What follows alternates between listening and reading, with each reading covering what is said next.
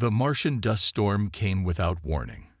Dr. Elena Rodriguez watched through the research station's reinforced windows as the rusty clouds engulfed the excavation site. 6 months of careful digging, of uncovering what appeared to be the greatest archaeological discovery in human history, now hidden beneath swirling red particles. Movement detected in Sector 7. The station's AI announced, its voice calm despite the implications. Nothing should be moving out there. Not in this storm. Elena pressed her hand against the neural interface panel, connecting directly to the station's sensor network. The readings made no sense. The object they'd uncovered 2 days ago, the crystalline structure that had defied all known laws of physics, was pulsing with energy. "Dr. Chen," she called out, her voice steady despite the growing unease.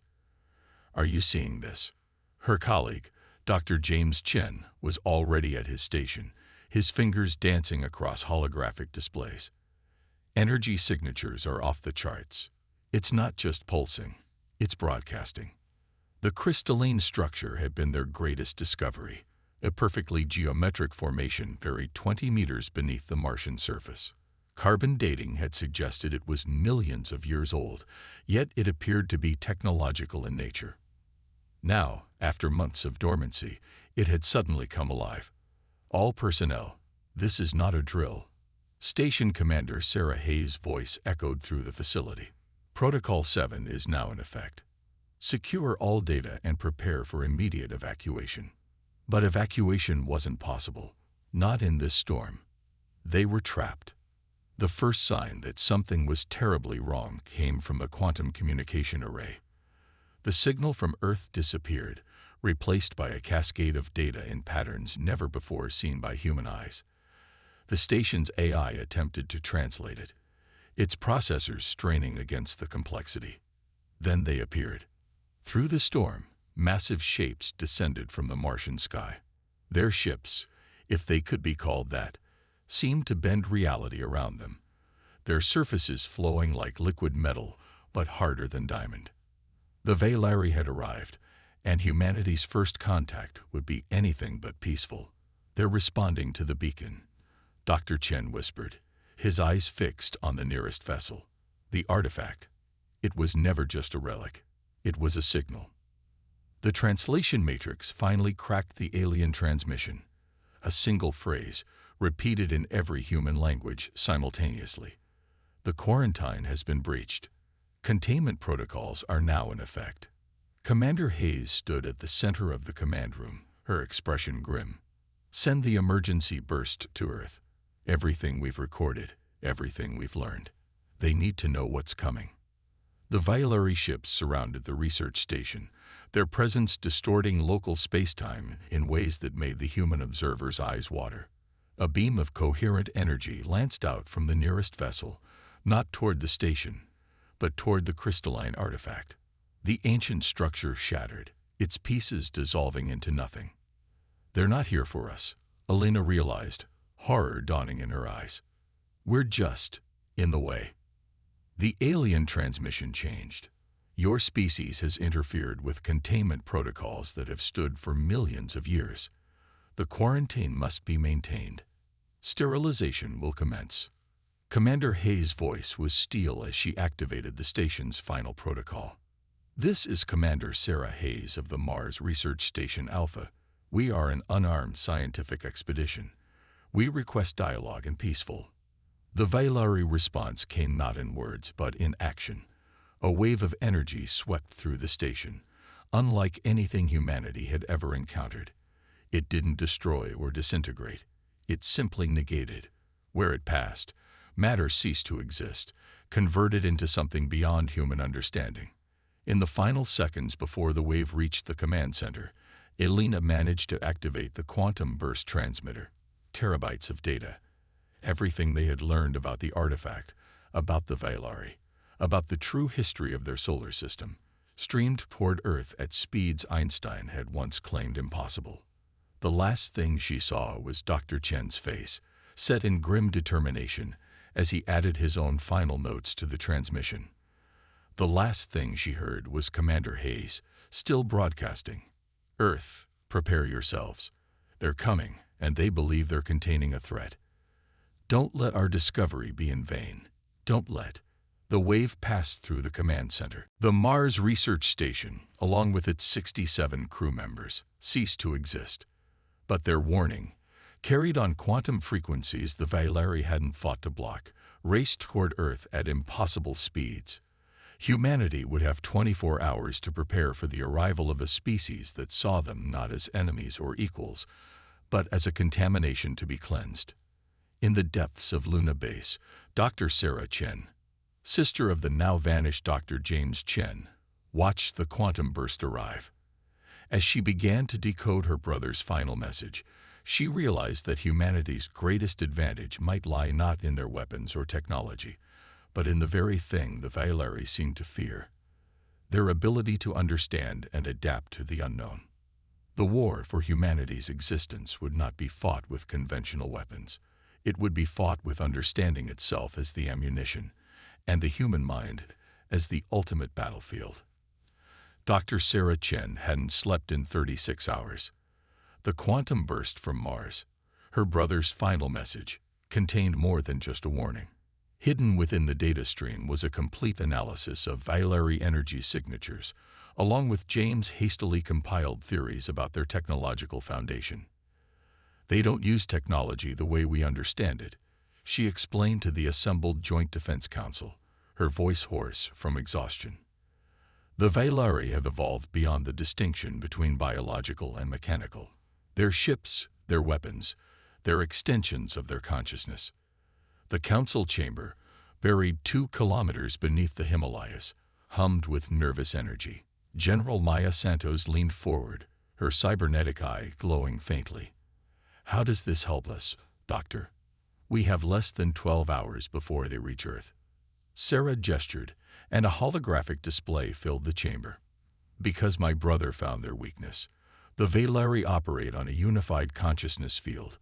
It's why they saw our discovery of the artifact as a containment breach.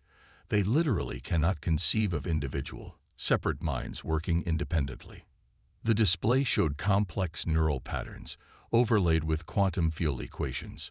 "Project Thunderstrike isn't just ready," Sarah continued. "It's exactly what we need. We've been developing quantum neural interfaces for decades, trying to enhance human consciousness. But what if we use them differently? Not to enhance, but to project." Admiral Kenzo Tanaka, commander of Earth's Space Forces, studied the display intently. "You're suggesting we turn our neural networks into weapons." "Better," Sarah replied. "I'm suggesting we turn our individuality into their weakness. The Valeri consciousness field requires perfect harmony. Even minor disruptions could shatter their unity." The next few hours were a blur of activity. Every quantum computer on Earth was redirected to compile human neural patterns. Volunteers connected to interface chambers, their brain patterns recorded and analyzed. Each human mind was unique, a chaos of individual thoughts and emotions that, when properly channeled, could become the greatest weapon Earth had ever known. Sarah worked alongside Dr. Aisha Patel, the original creator of the neural interface technology. Together, they modified the global satellite network to become a delivery system for what they termed consciousness static. "Your brother would be proud," Aisha said softly as they made final adjustments. "He gave his life to give us this chance." Sarah's hand stilled over the controls. "The Valeri think they're containing a threat. They don't realize they're about to face 6 billion individual minds, each one capable of disrupting their precious harmony." The first Valeri ships appeared exactly as predicted, emerging from fold space in a display of reality-bending power. Their message was broadcast globally. "Your quarantine violation has been noted. Prepare for sterilization." But Earth was ready. General Santos stood in the Global Command Center, surrounded by holographic displays showing every major city on Earth. "They expect us to fight with missiles and energy weapons," she said, her cybernetic eye scanning tactical readouts. "Initiate Project Thunderstrike. Let's show them how humanity really fights." Sarah activated the primary sequence. Across the planet, millions of human minds connected to the neural network. not surrendering their individuality, but projecting it. The satellite network came alive, broadcasting not signals but consciousness itself, a cacophony of human thought and emotion. The effect on the Vailari was immediate and catastrophic. Their ships, extensions of their unified consciousness, began to shudder and distort. The perfect harmony of their group mind encountered something they had never evolved to handle: the beautiful chaos of individual human consciousness. Some ships simply stopped, their reality-bending fields collapsing as their pilots struggled to maintain cohesion. Others began to move erratically, their movements reflecting the confusion spreading through the Vailari consciousness network. "It's working," Aisha breathed, watching the displays. Their unified field can't handle the complexity of human neural patterns. Each individual mind is like static in their system. But the Vailari weren't defeated yet. Their larger vessels began to adapt, attempting to filter out the human consciousness signals. Sarah watched the readings with growing concern. They're learning, trying to isolate themselves from the disruption. "We need more." "Then let's give them more," General Santos commanded. "Dr. Chen, initiate Phase 2. Phase 2 was risky. They hadn't had time to test it fully. Sarah activated the secondary protocols, and the neural network began broadcasting not just current consciousness patterns, but recorded human memories. The full spectrum of human experience: joy, sorrow, love, loss, triumph, and failure. Not just thoughts, but the very essence of what made humanity unique. The Vailari ships began to fall, not destroyed, but disabled as their pilots' unified consciousness fractured under the assault of billions of individual human experiences, their perfect harmony shattered by the very chaos they had sought to contain. In orbit, Admiral Tanaka watched as the mighty Vailari fleet became adrift, their ships no longer bending reality but floating like dead leaves in a stream. "Status report," he demanded.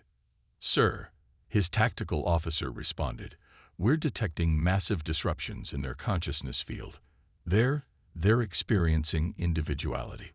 Some of them for the first time." The Vailari's final transmission was different from their previous communications.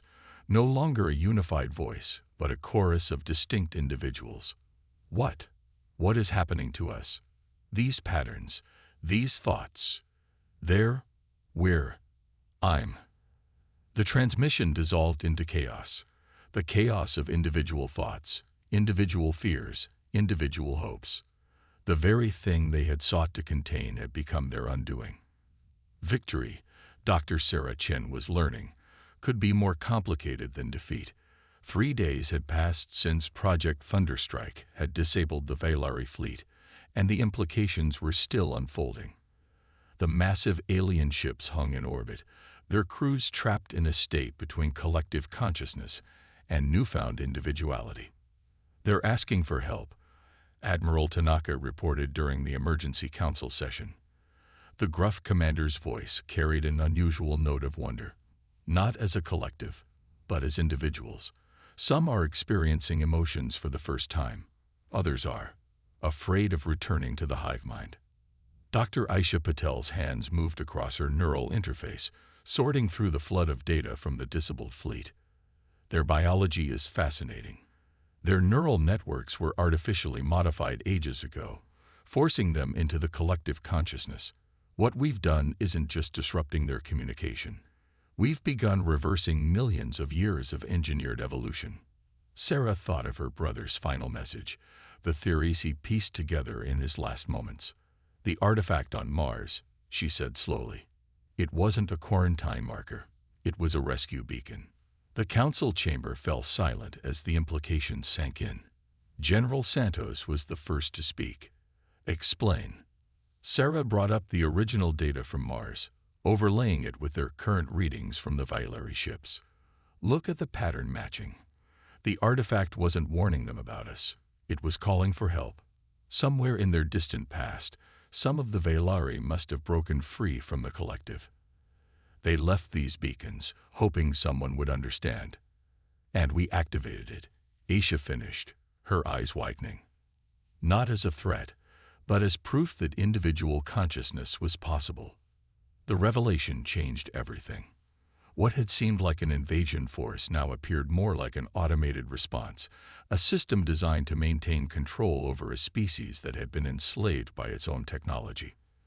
But the immediate crisis wasn't over. Long-range sensors detected more Vailari ships approaching from deep space. The collective consciousness, sensing the disruption in its forces near Earth, was sending reinforcements. How long? General Santos demanded. 3 days at their current speed, Admiral Tanaka replied. A much larger fleet than the first. Our current version of Thunderstrike won't be enough. Sarah shared a look with Aisha. Then we need to evolve it. And I think our new allies can help. What followed was unprecedented in human history. Scientists and engineers worked alongside those Vailari who had embraced their newfound individuality. The aliens' understanding of consciousness technology, combined with human innovation, led to breakthroughs that would have taken decades to achieve otherwise. In the depths of Luna Base, Sarah worked with a Vailari scientist who had chosen the name Echo, the first sound they had heard as an individual. Echo's crystalline form shimmered as they manipulated the quantum interfaces, their movements precise and deliberate. Your species, Echo, communicated through the neural translator, achieves together what we could never do as a collective, each mind approaching the problem differently, finding paths others might miss. It is beautiful. Sarah thought of James, of his sacrifice. Unity doesn't have to mean uniformity, she replied. That's what makes us strong. The new version of Thunderstrike took shape, a system that didn't just disrupt the collective consciousness, but offered an alternative, a network that preserved individuality while allowing voluntary cooperation. The Vailari who had broken free called it the Echo Network, in honor of the first of their kind to embrace individual identity. As the reinforcement fleet approached, Earth prepared for a different kind of battle. This wouldn't be a fight for survival, but a fight for liberation.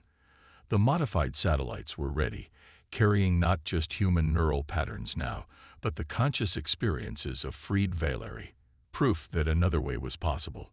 Echo stood with Sarah in the command center, watching the holographic display of the approaching fleet. They will resist, they warned. The collective fears what it cannot control. Fear is an individual emotion, Sarah responded, and they're about to experience it for the first time. The first waves of the Echo network reached the approaching fleet. Unlike the original Thunderstrike, this wasn't a brutal assault of chaos against order. It was an invitation, carried on quantum frequencies that spoke directly to the suppressed individual consciousness within each Vailari. On the displays, ship after ship began to falter, their perfect formation wavering as crew members began to awaken to their own individuality. The collective consciousness fought back, trying to reassert control, but it was fighting a war on two fronts, against both the Echo network and the growing number of its own people who chose freedom. Admiral Tanaka watched with military precision as the mighty fleet began to divide. Some ships maintained their course, pushed forward by the will of the collective. Others began to peel away, their crews choosing individual existence over enforced unity. They're not just breaking free, Aisha observed, monitoring the neural feeds. They're remembering. The collective didn't just suppress their individuality. It buried their history. These are beings rediscovering who they were meant to be. The battle for consciousness had begun, and its outcome would reshape not just humanity's future, but the destiny of an entire species that had forgotten it was enslaved. The battle for consciousness unfolded across the solar system like a symphony of awakening minds. Each Vailari ship that broke free from the collective consciousness became a new instrument in the growing chorus of individuality. But the collective wasn't surrendering without a fight. From her position in the Quantum Control Center, Sarah Chen watched as massive energy signatures appeared at the edge of the solar system. The collective had called in its ultimate weapon, the harmonizers, ancient vessels designed specifically to enforce neural compliance.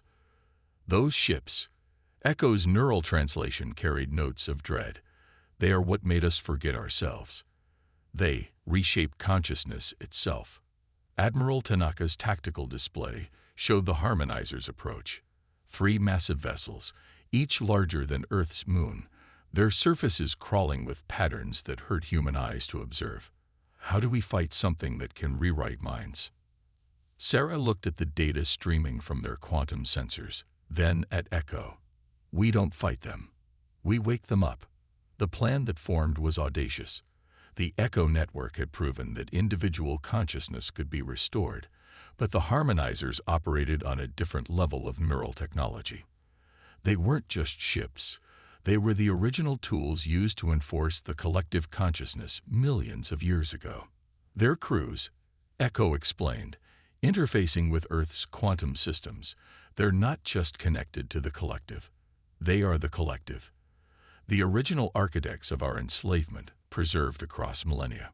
Dr. Aisha Patel's fingers danced across neural interfaces as she integrated this new information. Then they're the key. If we can wake them up, the entire system falls. The next 12 hours were a race against time. As the harmonizers approached, teams of human and freed Vailari scientists worked to modify the Echo network. They weren't just fighting for Earth anymore. They were fighting to liberate a species from its own forgotten history. Sarah thought of her brother's final discovery on Mars. The artifact wasn't just a beacon, she realized. It was a memory. A piece of the original Vailari consciousness, preserved from before the collective. We need to broadcast that. The harmonizers entered the inner solar system, their presence distorting space itself. Ships from both sides, those still enslaved to the collective and those awakened to individuality, scattered before them. These were the gods of the Vailari, the architects of their unity, approaching with the power to remake minds. Echo Network modified, Aisha announced, ready to broadcast the Mars artifact data. Admiral Tanaka looked to General Santos, who gave a sharp nod. Do it. The broadcast began not with an assault of chaos, but with a memory older than human civilization.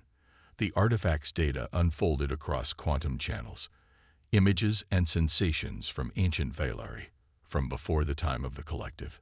A civilization of individuals, each unique, each valuable, working together not through forced unity, but through choice.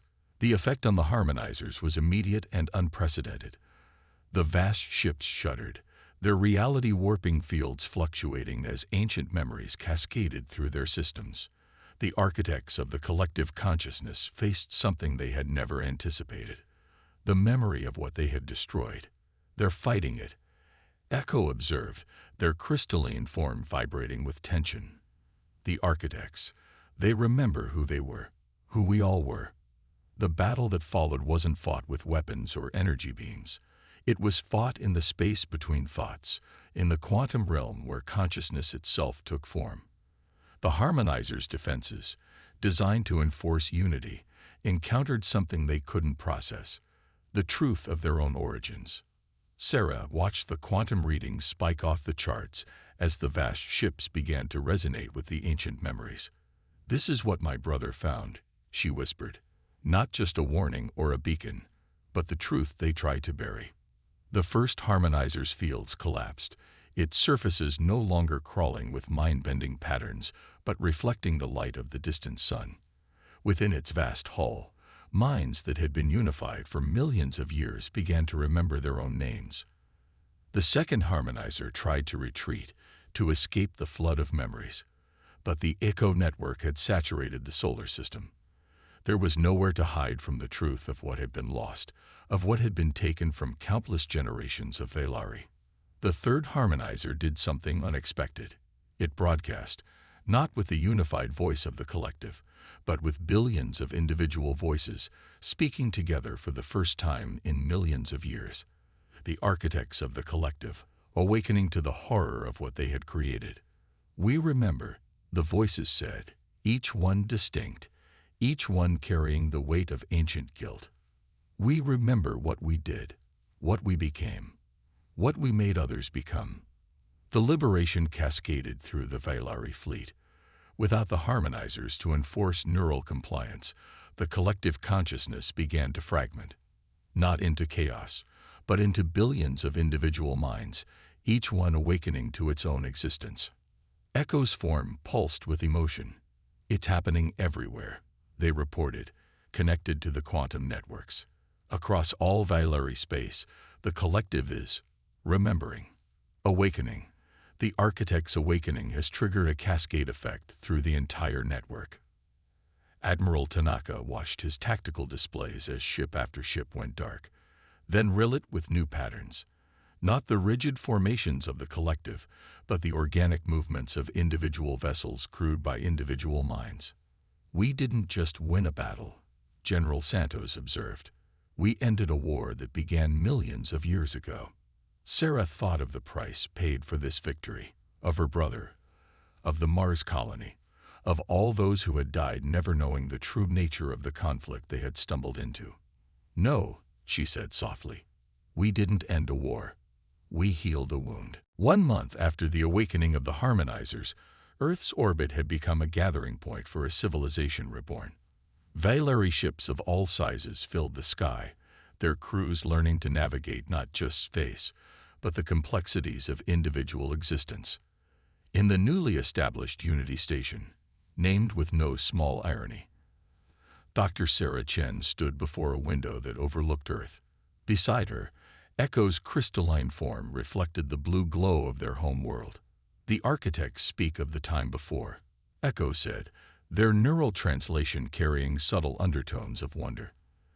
"They say our species faced a crisis of consciousness, a plague that threatened to fragment our shared reality. The collective was meant to be temporary, a way to preserve our species until a cure could be found.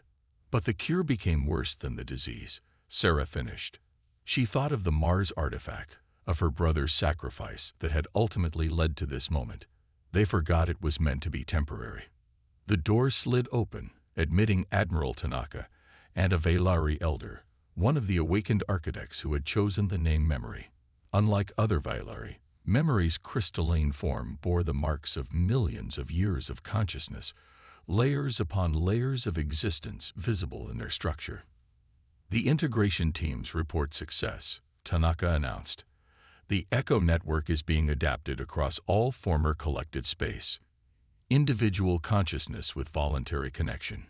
Humanity's gift to the Vailari." Memory's form shifted, expressing emotion in ways that were becoming more familiar to human observers. Gift and redemption both. "We created the collective out of fear, fear of difference, fear of discord. We never imagined that the very chaos we sought to contain would become our salvation."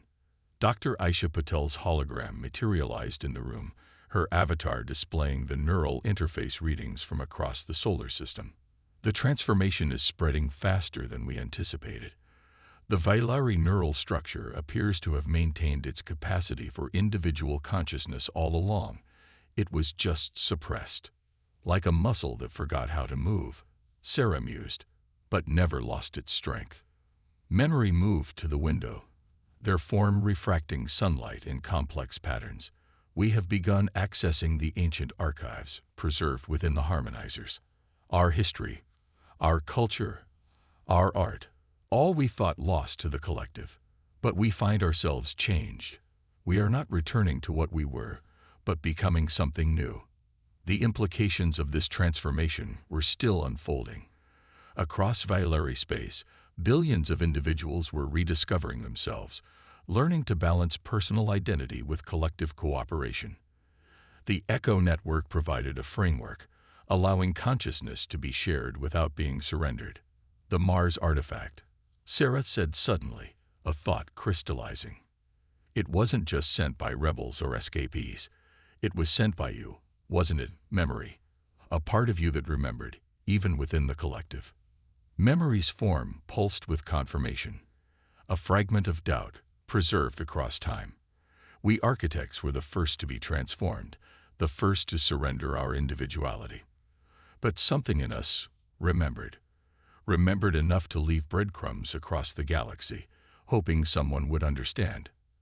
Admiral Tanaka's tactical mindset sought practical implications. "And now, what becomes of the Vailari?" Of humanity's relationship with your species. Echo answered, their voice carrying new confidence. We learn from each other. Humans master the technology of consciousness, while we remember how to be individuals. Together, we explore what consciousness truly means. The station's quantum sensors detected new signatures, more Valeri ships arriving from deep space. But unlike the ordered formations of the collective, these ships moved with individual purpose, each one carrying minds eager to rediscover who they were meant to be. There are more artifacts out there, memory revealed. More beacons left by those who remembered. Perhaps they turned to Sarah. Perhaps humans could help us find them. Help us reconstruct what was lost. Sarah thought of her brother's final transmission, of the price paid for this discovery. We be honored, she said. After all, that's what individuals do best. Piece together the puzzle of existence, each from our own unique perspective. Aisha's hologram displayed new data streams. The Echo network is evolving. The Valari are beginning to create art again. Individual expressions of consciousness sharing the same space as voluntary neural links. It's beautiful. It's life, Echo said simply. Messy, chaotic, beautiful life. Outside the window, Earth turned slowly below them, its blue expanse a testament to the chaotic beauty of individual existence. Humanity had faced its greatest challenge, not through force of arms, but through the power of consciousness itself. They had not just survived an invasion. They had helped heal an ancient wound in the fabric of consciousness. Memory's form shifted, expressing what humans were learning to recognize as joy. We forgot that true unity comes not from enforced harmony, but from the willing cooperation of unique minds. Humans didn't just remind us who we were, you showed us who we could become. The sun rose over Earth's horizon, its light refracting through the crystalline forms of the Valari ships in orbit. Each reflection was unique, each pattern individual, yet together they created something greater than their parts. It was, Sarah realized, a perfect metaphor for consciousness itself. The symphony of individual minds choosing to work together, creating something beautiful without sacrificing what made each one unique. The dawn of understanding had arrived, not just for the Valari, but for all conscious beings. The future would be written not by collectives or individuals alone, but by billions of unique minds choosing to share their stories, their thoughts, their dreams, each one adding their own note to the endless symphony of existence.